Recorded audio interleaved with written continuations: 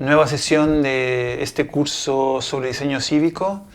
En esta sesión hablamos de transparencia y accountability. ¿Qué quiere decir transparencia y qué quiere decir accountability, ¿no? Empecemos por transparencia. Entonces,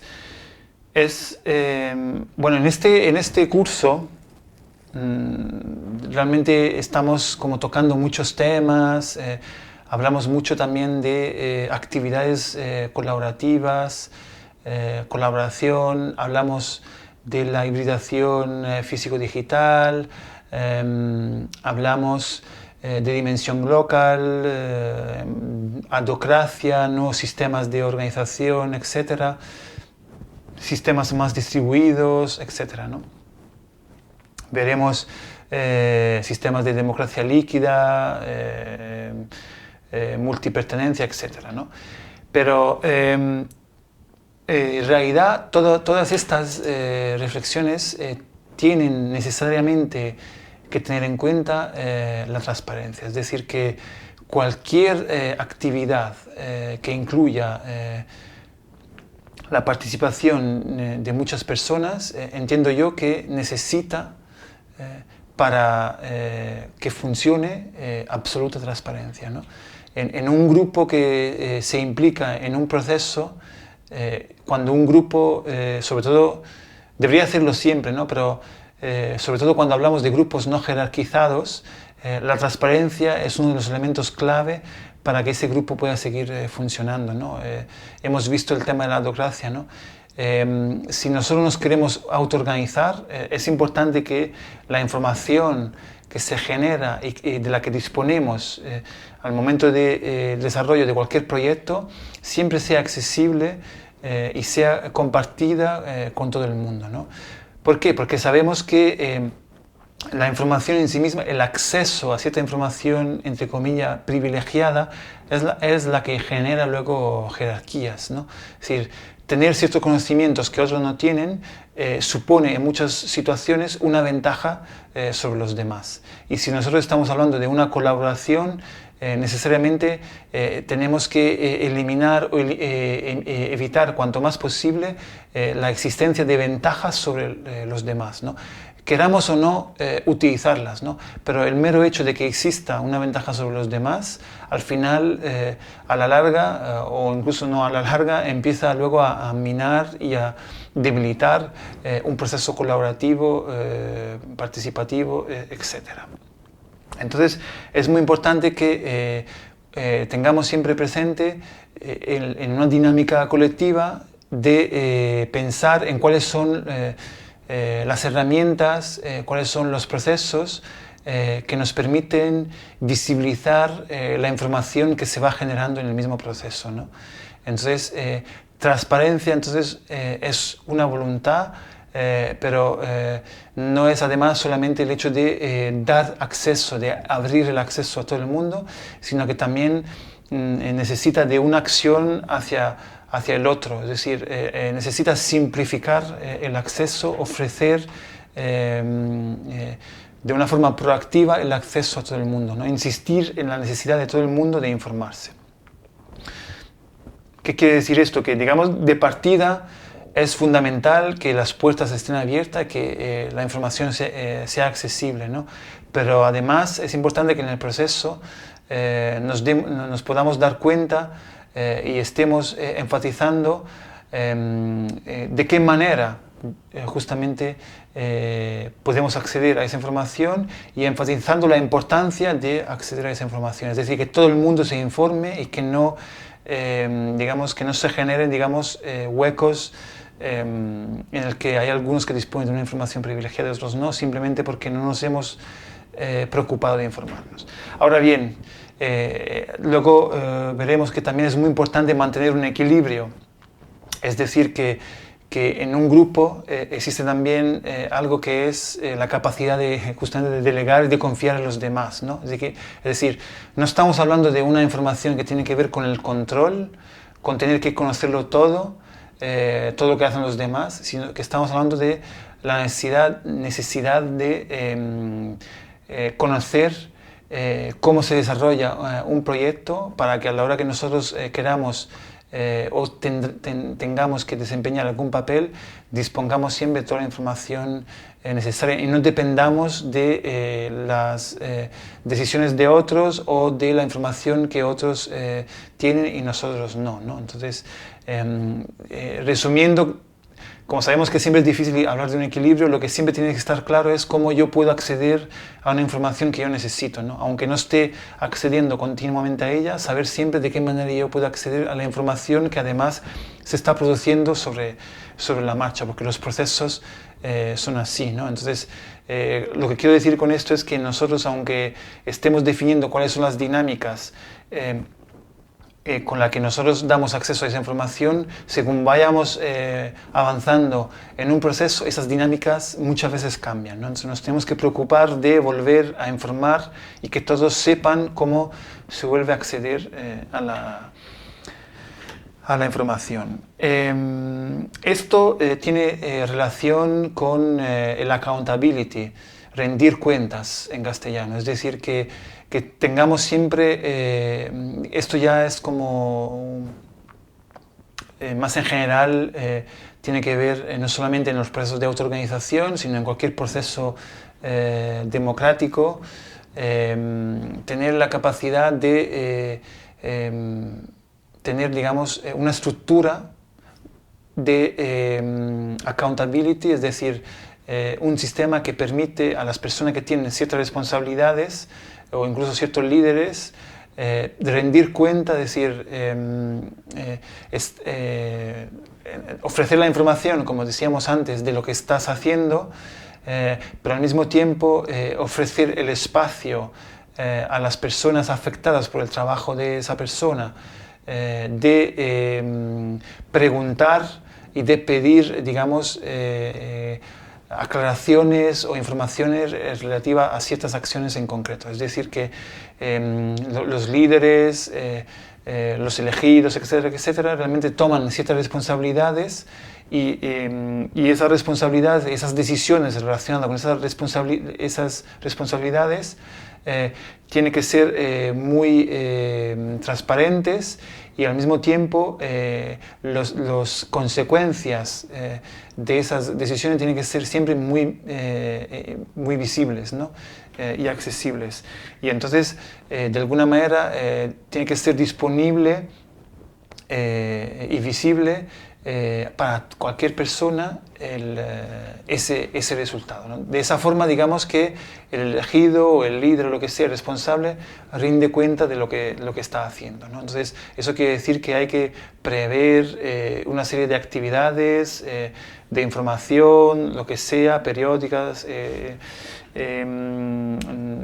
también en diferentes formatos, ¿no? Que puede ser digital, no digital, presencial, etcétera, para que siempre se esté dando esa oportunidad de rendir cuenta.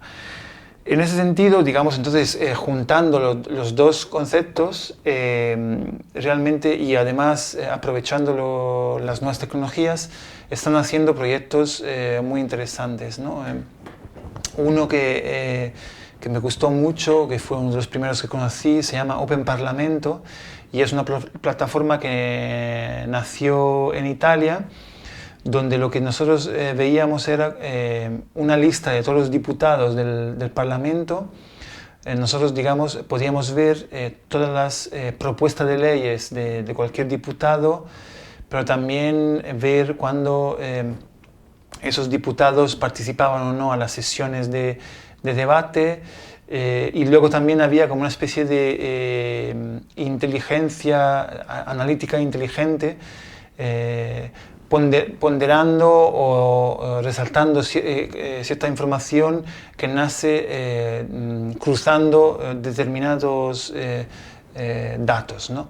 ¿Qué quiere decir? Que, por ejemplo, era muy interesante ver en esta plataforma, era visible cuáles eran los diputados que mayormente votaban de forma contraria a su propio grupo o partido.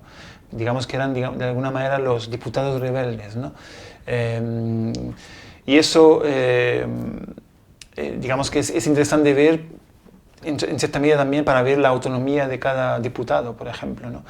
Estas plataformas lo que permiten también, hablo ya en plural porque ya han empezado a hacer muchas más de ese tipo que, digamos, intentan trabajar con el tema de la transparencia, que como hemos dicho, tiene que simplificar el acceso a la información, porque y realmente ya muchos parlamentos y muchas instituciones públicas ya ofrecen por ley el acceso a la información, por ejemplo, de las propuestas de leyes. Lo que ocurre es que son, o de la actividad de los diputados. Lo que ocurre es que son muy pocos digeribles, ¿no?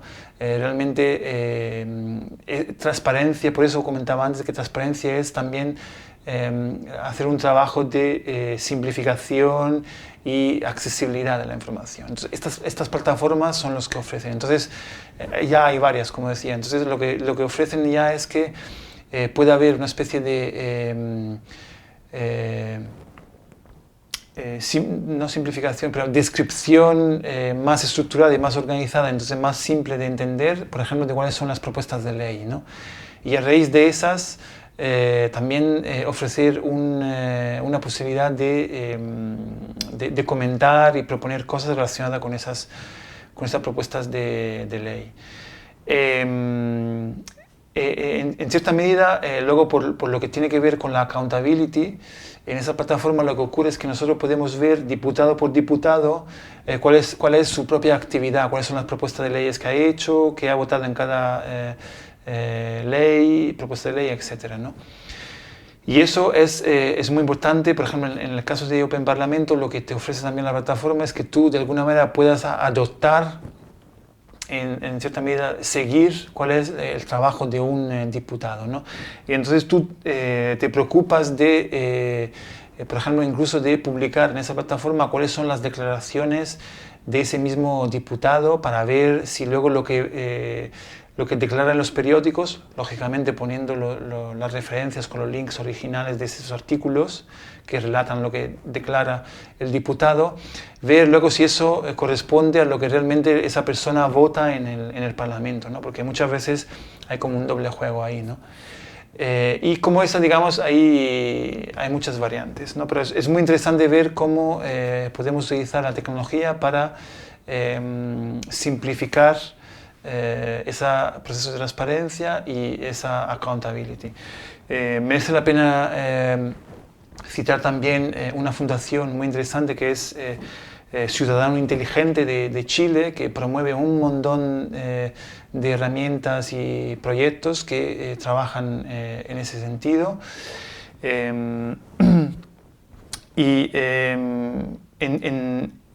Digamos que volviendo luego a la parte más de que comentábamos al principio de cómo entra en juego el tema de la transparencia y de la accountability en el trabajo colaborativo, tenemos que tener en cuenta mucho lo que podríamos hablar el tema de los cuidados. ¿Qué quiere decir? Que esto ya de por sí es un tema muy importante, es decir, que cuando nosotros trabajamos en un equipo, de forma, en general debería ser así, pero sobre todo cuando hablamos en términos más horizontales, preocuparnos realmente de cuál es la condición de cada uno, cómo se encuentra, etcétera, ¿no? Personalmente, digamos, para que no nos transformamos simplemente en un grupo que se interesa solo por determinados objetivos y nos olvidamos de que realmente somos personas, ¿no? En ese sentido, aquí específicamente por el tema de la transparencia y la accountability, hay que tener en cuenta que cuando nosotros desarrollamos un proceso participativo, siempre hay una línea temporal, ¿no? Hay un inicio.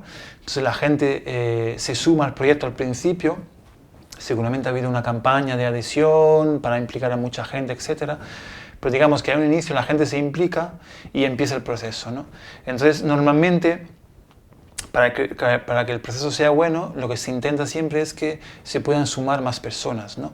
Y además, como hemos comentado, en este caso la accountability digamos, tiene que ver con que se vaya publicando y se simplifique el acceso a todo, digamos, las decisiones o las actividades que se vayan desarrollando en relación a ese proceso, ¿no? Entonces, si antes hablábamos de la accountability, por ejemplo, relacionado con un político, realmente hay una accountability también que tiene que ver con los procesos participativos, colaborativos, ¿no? Es decir, rendir cuentas de qué realmente se está decidiendo para que otras personas puedan acceder a ello, tener conciencia de ello. Y también, por otra razón, que es la que ahora aquí os comento, es fundamental para que nuevas personas se puedan implicar en el proceso una vez que el proceso ya haya empezado, ¿no? Entonces, porque lo que ocurre es que cuando un proceso ha empezado, el grupo inicial, de alguna manera, siempre es el grupo más empoderado. Entonces, las personas que queremos que entren después siempre encuentran un muro, una dificultad, porque se encuentran en un entorno humano mucho más cohesionado, empoderado, que se conocen ya entre todos ellos, y entonces el que llega nuevo se siente de alguna manera fuera del grupo. Entonces, y aquí vuelvo al tema de los cuidados. Entonces es muy importante que en esos procesos tengamos la capacidad, entonces no solamente de ofrecer la información para que el que llegue disponga ya de toda la información que se ha trabajado, sino que también haya una capacidad de acoger humanamente esa persona para que se pueda sentir parte del grupo, ¿no? Entonces, este es un elemento fundamental, no nos tenemos que olvidar de ello, porque a mí ya más de una vez me ha pasado eso, ¿no? A lo mejor me interesa un tema, voy a una asamblea, lo que sea, y me siento como fuera, ¿no?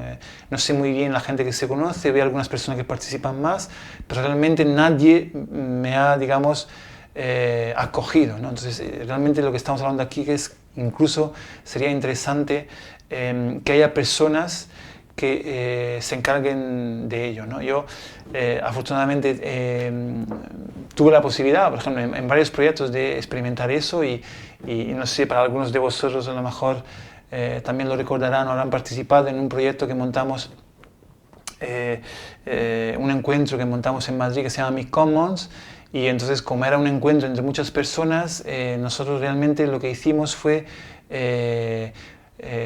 que algunas personas nos encargábamos específicamente de acoger los que llegaban, ¿no? Y teníamos, digamos, una chapita que indicaba que nosotros éramos esas personas que acogían a los nuevos llegados. Entonces, cuando llegaba alguien nuevo, enseguida nosotros nos aproximábamos y le comentábamos un poco las cosas básicas, ¿no? Para que todo el mundo realmente se sintiera parte de la comunidad. Entonces, bueno, espero que esto esté claro, y en ello, digamos, quiero insistir una vez más en la hibridación físico-digital, ¿no?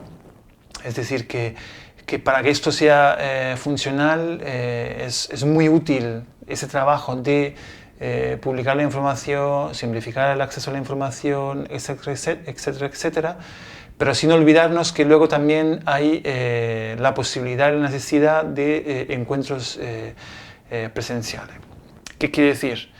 Que en el fondo ser transparente y rendir cuenta no se puede limitar simplemente a decir hemos publicado la información, tenemos que simplificar el acceso a esa información, y luego también no puede ser algo que ocurra solo online, ¿no? Tiene que necesariamente que ser también algo en la medida de lo posible, pero hay que tener el interés y la voluntad de hacerlo asociado a eventos presenciales, ¿no? Encuentros donde yo realmente pueda encontrar las personas.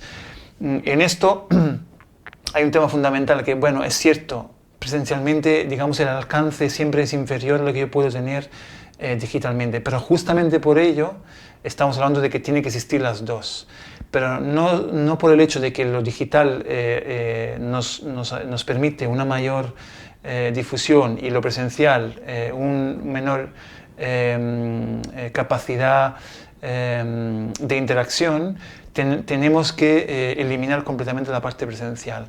La parte presencial, aunque aparentemente haya un impacto inferior, realmente es muy importante, porque luego las personas que viven esa experiencia realmente se relacionan con otra y el hecho de que además esos eventos se puedan repetir, digamos que esas acciones de rendir cuenta, de transparencia presenciales, necesariamente tiene que ser varias, no solo una.